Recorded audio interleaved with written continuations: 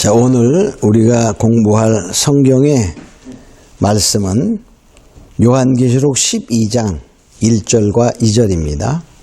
요한계시록 12장 1절.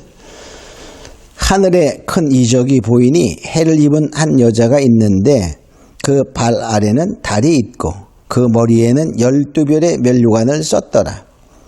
이 여자가 아이를 베어 해산하게 되매 아파서 애써 부르짖더라. 아멘. 오늘 성경 말씀을 통해서 우리가 공부할 제목은 해를 입은 여자의 이적이란 제목을 갖고 은혜를 나누겠습니다. 자, 계시록에는 세 종류의 이적이 있어요. 여기 12장 1절에 보니까 해를 한 큰 이적이 보이니 해를 입은 한 여자가 있는데, 즉 해를 입은 여자의 이적. 또 3절에 보면 하늘에 또 다른 이적이 보이니 보라 한 큰 붉은 용이 있어 머리가 7이요 뿔이 10이라. 즉 붉은 용의 이적. 또 세 번째로 보면 15장에 보면 이런 말씀이 있어요. 15장에 또 하늘에 크고 이상한 다른 이적을 보매 7 첨사가 7 재앙을 가졌으니 곧 마지막 재앙이라. 즉 또 다른 이적이 있는데 7 재앙 이적입니다.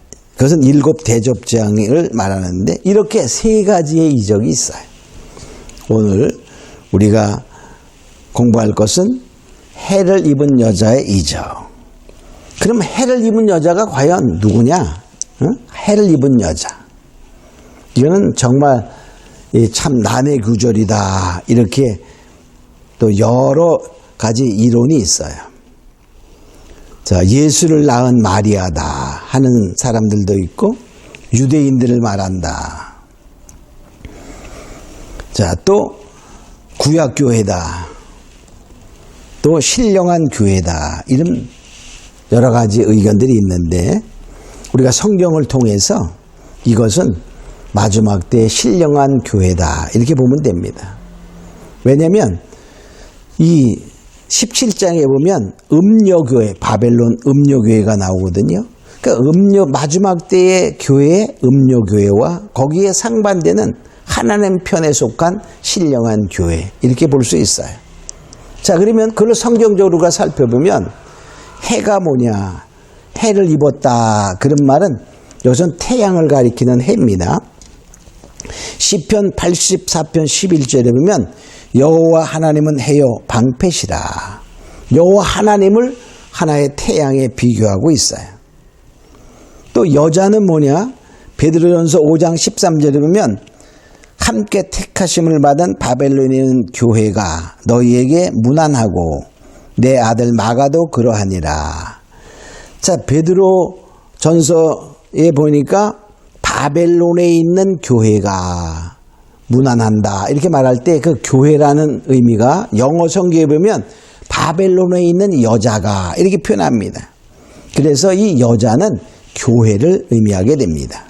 그러니까 해를 입은 여자, 그걸 다른 말로 말하면 뭐죠? 하나님을 입은 교회. 그런 말이에요. 하나님을 입은 교회. 하나님의 무엇을 입었죠? 하나님의 은혜를 입었다. 그럼 하나님의 은혜. 그러니까 하나님의 은혜를 입은 교회니까 신령한 교회가 되는 것이죠. 또 보면 그래서 많이 이렇게 표현해요. 성경에 보면 자, 남편과 아내를 표현하면서 그리스도와 교회로 표현합니다. 에베소서 5장 25절이면 남편들아 아내 사랑하기를 그리스도께서 교회를 사랑하시고 위하여 자신을 주신같이 하라. 남편과 아내를 비교하면서 그리스도와 교회 이렇게 대조하는 거예요. 자, 고린도후서 11장 2절에도 보면 내가 너희를 정결한 처녀로 한 남편인 그리스도께 드리려고 중매함이로다. 그러니까 예수님을 하나의 남편 신랑으로 또 뭡니까? 교회를 신부 아내로 우리가 표현하고 있어요. 그래서 이 해를 입은 여자는 바로 이 하나님의 은혜를 입은 교회죠. 그러니까 결국 신본교회, 즉 하나님 제일주의로 삼는 교회예요. 하나님의 말씀을 완전히 먹은 그러한 신령한 교회다. 이렇게 볼 수 있어요. 예, 해를 입은 여자는 간단히 말하면 결과적으로 뭐죠? 신령한 교회다. 하나님의 은혜를 입은 교회요. 신본주의 말씀 중심의 교회다. 이렇게 봅니다. 근데 그 모습을 보니까 발 아래 달이 있다. 그래서 발 아래 달이. 해를 입은 여자는 하나님의 은혜를 입은 그러한 신령한 교회인데 발 아래 달이 있어요. 발 아래 달이 있다는 말은 무엇일까? 발 아래. 우리가 발로 딱 밟았다. 그런 말은 뭡니까? 내가 정복했다. 그런 의미예요. 정복과 승리를 의미하는 거예요. 그래서 그러면 뭘 정복했다는 말이냐? 바로 육을 정복하는 거예요. 그게 여기서 달은 육을 말합니다. 우리가 해와 달 그럴 때 일월 그러잖아요. 그럴 때 뭡니까? 일월 할 때 양과 음에 해당이 되는 거예요. 해는 양이요. 이건 음이야. 빛이요. 음짐이죠. 어둠입니다. 그래서 바로 영적으로 보면 영과 육을 말하는 거예요. 그러니까 해와 달 그럴 때 영적으로 영과 육을 의미하게 되죠. 그러니까 결과적으로 육을 이겼다 그 말이에요. 육을 밟은 그런 즉 결과적으로 뭐냐 육을 초월한 신령한 교회를 의미하는 거예요. 또 뭐냐 발 아래라면 다른 말로 말하면 발 아래 그러면 속했다 그런 말이죠.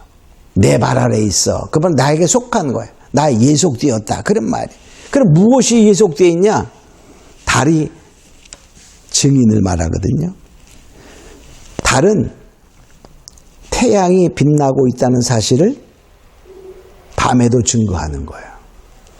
달빛은 본래 스스로 발광한 달의 빛이 아니라 태양의 빛을 받아 반사한 빛이기 때문에 밤에 달이 빛나고 있다는 말은 지금 보이지 않지만 태양이 빛나고 있다 하는 것을 증거하는 것처럼 시편 89편 37편은 궁창의 확실한 증인 달같이 영원히 견고하리라.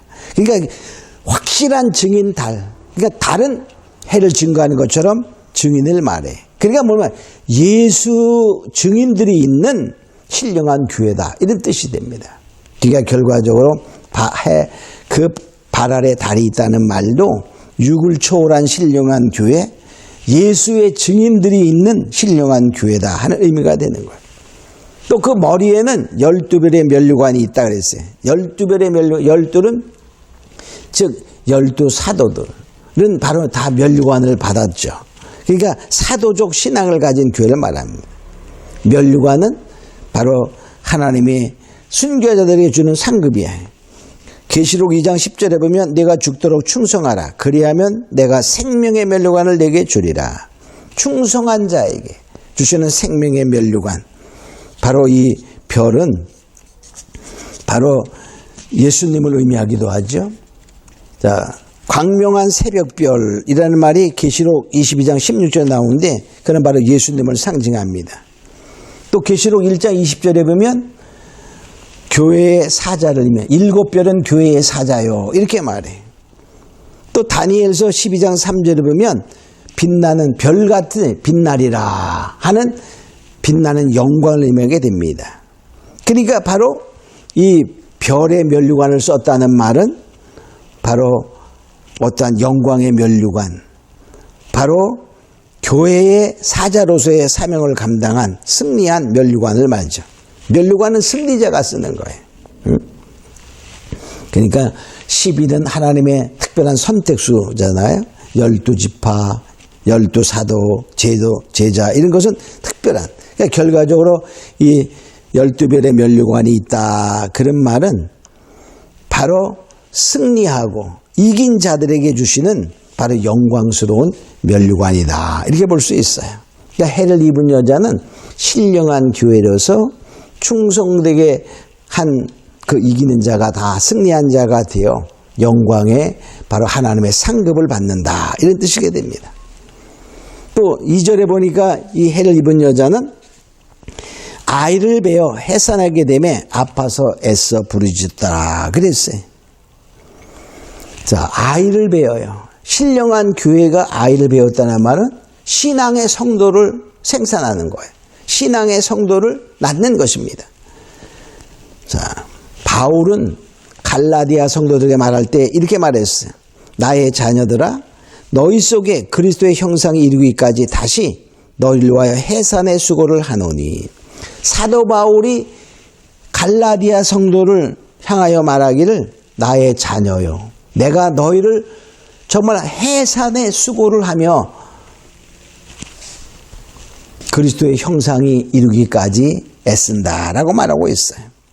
신령한 교회는, 바로 해를 입은 여자는 그 신령한 성도를 낳기 위해서 해산의 고통을 한다 하는 것을 말하는 거예요. 이사야 26장 17절에도 보면 여호와여, 잉태한 여인이 산기가 임박하여 구로하며 부르짖음같이 우리가 주의 앞에 이러하나이다.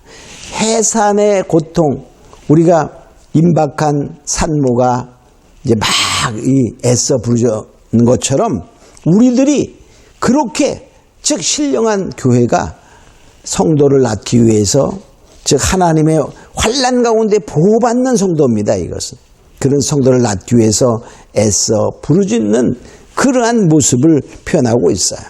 그러니까 신령한 교회가 신령한 성도, 다름없이 말하면은 하나님의 말씀으로 은혜를 받은 자들이 이제 성숙한 성도가 되었습니다. 또한 그러한 성도를 낳기 위해서 애써 부르짖어 저 고통 가운데, 힘든 가운데도 하나님의 보호받는, 즉 주님의 길을 예비하는 그런 거예요. 그래서 이 계시록에는요, 계시록은 반복 계시라 그랬어요.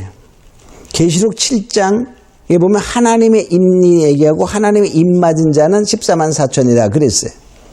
근데 그 14만 4천이 14장에 나옵니다. 또 시온산에 어린 양이 섰고 14만 4천이 함께 선 것을 보게 되는데, 자, 그런데 그럼 그 사이에 또 뭐가 있냐? 10장에 보면 작은 책을 먹은 자들이 있어요. 그게 다시 예언자야. 또 11장에 보면 두 중인 예언하는 자가 나옵니다. 또 12장에 보면 해를 입은 여자가 나와요. 그 14장에 보면 14만 4천. 그러니까 결과적으로 뭐냐? 하나님의 입 맞은 자가 7장에 나오고 그가 14만 4천인데 그 14만 14장에 나와. 그 사이에 또 다시 설명하는 거예요. 근데 다른 말로 설명하는 거예요. 그래서 하나님의 입 맞은 자는 14만 4천이죠. 그 사이에 나오는 10장에 작은 책을 먹고 다시 예언하는 자, 그가 또 같은 말이에요. 근데 그냥 뭐 완전히 다른 것 같아. 자, 이 계시록은요 너무 비밀적인 책이기 때문에 한 번 말해서 알 수가 없어. 그래서 한 번 말하고 또 말하고 또 말하고 또 말하고 반복하는 거야. 11장에는 두 증인으로, 12장에는 해를 입은 여자로, 14장에는 14만 4천으로. 그러니까 다 같은 표현입니다. 근데 말이 달라요. 그러나 바로 그것이 다 같이 한 연합하는 의미가 있다는, 반복의 반복을 계속하고 있다는 사실을 우리가 깨달아야 됩니다. 그만큼 계시록은 반복을 아주 자주 하는 거예요. 그래서 작은 책을 먹은 신령한 교회가 바로 다시 예언함으로 말미암아 다시 신령한 성도를 낳는 거예요. 그 신령한 성도를 낳기 위해서 애써 부르짖는 산모의 고통, 해산의 고통을 하는데, 그러니까 그 해산은 그럼 어떻게 합니까? 진리의 말씀으로 하는 거예요. 그러니까 결과적으로 뭐냐? 하나님의 인이 하나님의 말씀인 것처럼 이 해산의 고통은 하나님의 말씀으로 무장시키는 거야. 고린도전서 4장 15절에 보면 그리스도 안에서 일만 스승이 있으되 아비는 많지 아니하니 그리스도 예수 안에서 복음으로서 내가 너희를 낳았도다. 바울이 고린도 성도를 말하면서 그리스도 예수 안에서 복음으로서, 즉 말씀으로서 너희를 낳았다 이렇게 말합니다. 야고보서 1장 18절에 보면 그가 그 조물 중에 우리로 한 천 열매가 되게 하시려고 자기의 뜻을 쫓아 진리의 말씀으로 우리를 낳으셨느니라.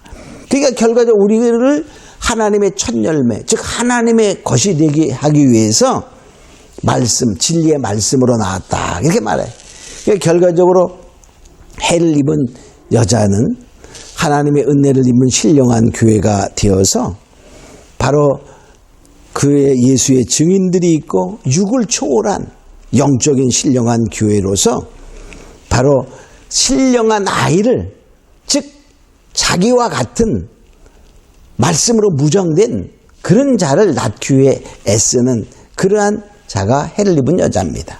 우리는 이런 것을 알고 우리도 하나님의 입맞은 자나 작은 책을 먹은 자나 다시 예언자나 두중인이나 해를 입은 여자나 다 같은 부류라는 사실을 기억하고 주님은 반복의 계시를 통하여 꼭 알아라 하는 강한 메시지를 알고 우리가 더욱더 주님의 말씀으로 무장되는 그런 자 되기를 다 예수님으로 축원합니다. 우리 잠깐 기도합니다. 아버지 하나님, 오늘 해를 입은 여자는 바로 하나님의 신령한 은혜를 입은 하나님의 영적인 신령한 교회임을 우리가 알았습니다. 이제 바로 이러한 것을 알고 정말 우리의 육을 초월하여 정말 영적인 삶으로 정말 하나님의 증인이 되는 신령한 교회, 정말 신령한 성도가 되기를 원하며 또한 우리가 그러한 신령한 성도를 낳기 위해 애쓰며 부르짖는 그러한 자가 산모의 고통을 이기는 모두가 되게 하기를 원하며 그렇게 되고자 다짐하는 사랑하는 것들을 일일이 기억하시고 축복하시고 역사하여 주시옵소서. 감사하고 믿사하며 예수님의 이름으로 기도합니다. 아멘.